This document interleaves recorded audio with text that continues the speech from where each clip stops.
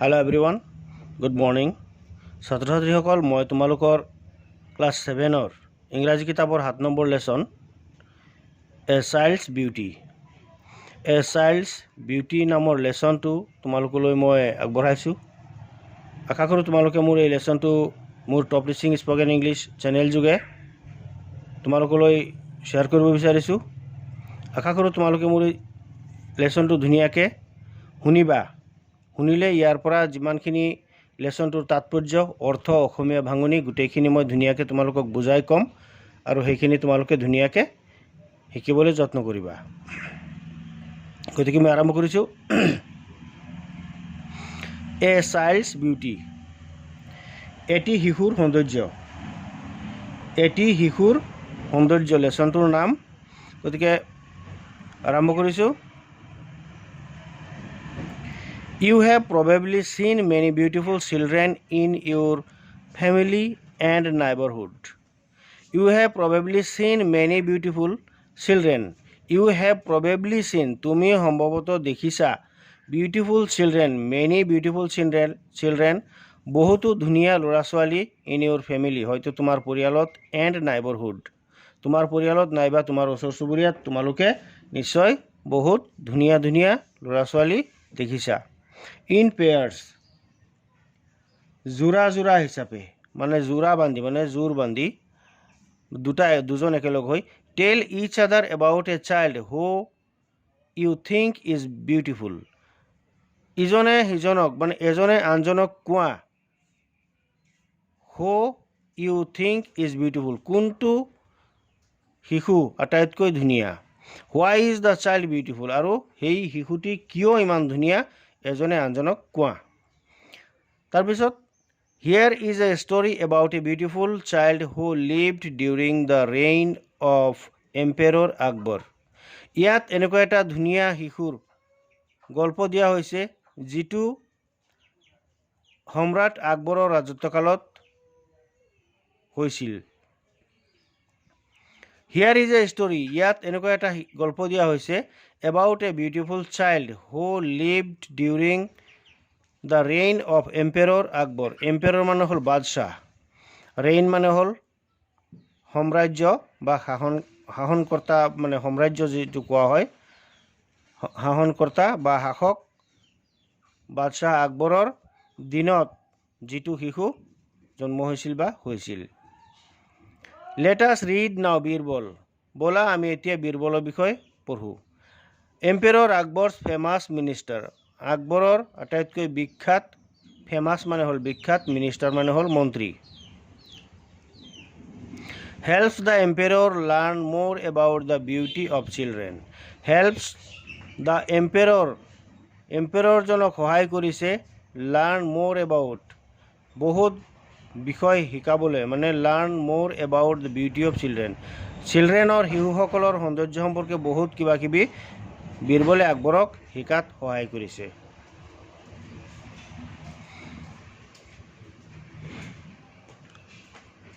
Emperor Akbar was very happy as his son Salim had a son.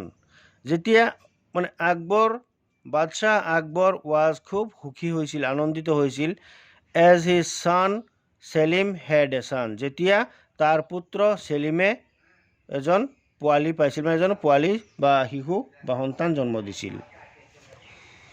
The king was very fond of his grandson. গ্ৰাণ্ডছন মানে হ'ল নাতি। ৰজাজন তাৰ নাতি ল'ৰাটোক পাই খুব আনন্দিত হৈছিল, বা নাতি ল'ৰাটোৰ ওপৰত ৰজাজন খুব প্ৰিয় আছিল। He spent hours playing with the child and had started neglecting the affairs of the state. তেওঁ সম্ৰাট আকবৰ, বিখ্যাত মন্ত্ৰী সম্ৰাট আকবৰে ধুনীয়া শিশুটি পাই কি কৰিছিল, তেওঁ নাতি ল'ৰাৰ লগত কেইবা ঘণ্টাও একেলগে কটাইছিল আৰু ৰাজ্যৰ কাম কাজবোৰ তেওঁ অলপ অৱহেলা কৰা দেখা গৈছিল। মানে ৰাজ্যৰ কাম কাজবিলাক কি কৈছে ইয়াত, এফায়াৰ্ছ অফ দ্য ষ্টেট, মানে ৰাজ্যৰ পৰিক্ৰমা, ৰাজ্যৰ যিখিনি কাম কাজ সেইখিনি নেগলেক্ট কৰিছিল, মানে সেইখিনিত অৱহেলা কৰা দেখা গৈছিল আৰু বেছিভাগ সময়েই তেওঁ তাৰ নাতি ল'ৰাটোৰ লগত খেলি কটাইছিল।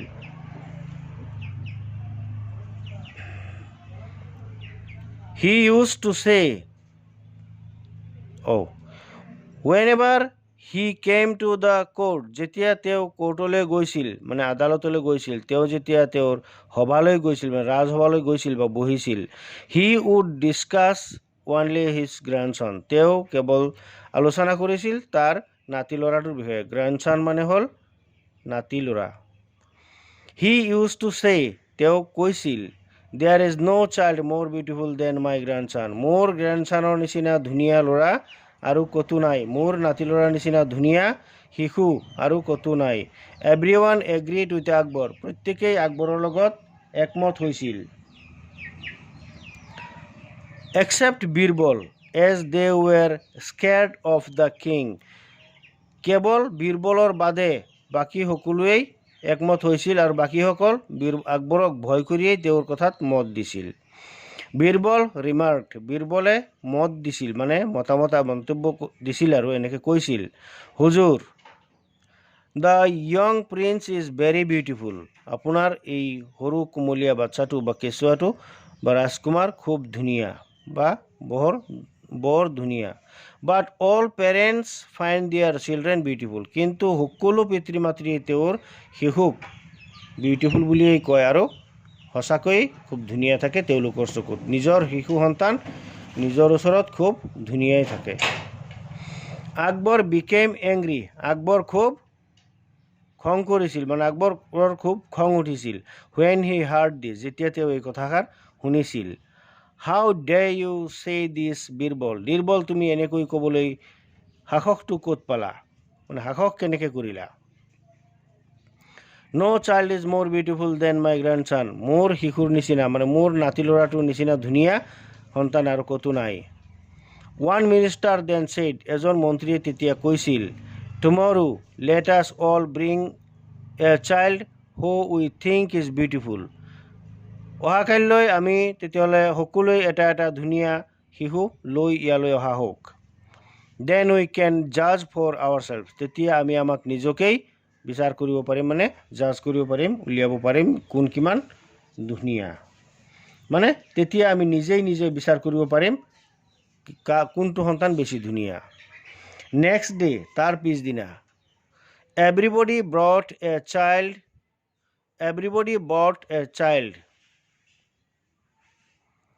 to the court except Birbal, বীৰবলৰ বাদে আৰু বাকী সকলোৱেই এজন এজন বা এটা এটা শিশু লৈ আদালতলৈ হাজিৰ হ'ল, মানে কোৰ্টলৈ হাজিৰ হ'ল, ৰাজসভালৈ হাজিৰ হ'ল। ইয়াত কোৰ্ট বুলি ক'লে আদালত বুজায়, কিন্তু এইটো ৰাজসভালৈ হাজিৰ আহিছে। আকবৰ asked him, আকবৰে তাক সুধিছিল, why have you not brought a child, আপুনি বা তুমি কিয় এটি শিশু লৈ অনা নাই।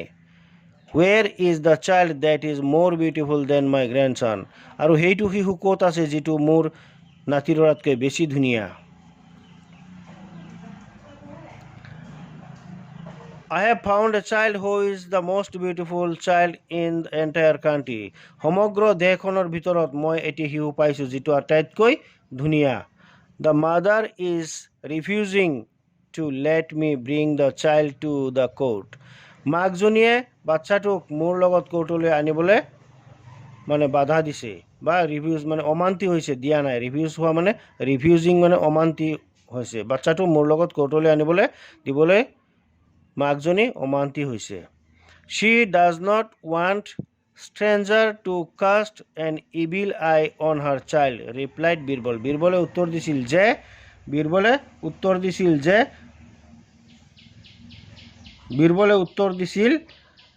যে তাইৰ শিশুটিক অচিনাকি কোনোবাই বেয়া চকুৰে চোৱাটো মানে নিবিচাৰে। ষ্ট্ৰেঞ্জ মানে হ'ল অচিনাকি, তাইৰ শিশুটিক কোনোবা অচিনাকিয়ে যাতে কাষ্ট মানে দৃষ্টি নিক্ষেপ কৰা বা চোৱা, ইভিল আই মানে বেয়া চকু, কুদৃষ্টিৰে চোৱাটো তাই নিবিচাৰে।